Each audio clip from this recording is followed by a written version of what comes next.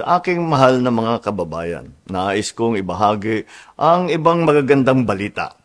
In the second quarter of the year, our economy grew by 6.3% compared to the previous year, one of the highest in ASEAN. This is due to the increase in investments and construction under the Build Better More program. Bagamat maganda ang datos na ito, wala itong kabuluhan kung hindi maramdaman ng ating mga kababayan.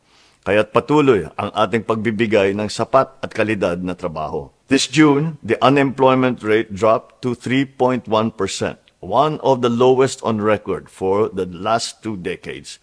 Over 50.3 million Filipinos are now employed, with 63.8% of them in the formal sector. Lalong dumadami ang mga kababayan nating may disente at formal na hanap buhay at naging bahagi ng middle class. Ang lahat na ito ay patungo sa layunin nating iangat mula sa kahirapan ang bawat Pilipino. At abot kamay na natin ito. The poverty rate also dropped to 15.5%, which means we have lifted 2.5 million Filipinos out of poverty, and only 10.9% of Filipino families remain poor. Our goal is to further reduce this rate to 9% by 2028 and improve the lives of 8 million Filipinos. Inuulit ko, baliwala lahat ng ating ginagawa kung walang pagbabago sa buhay ng mga Pilipino.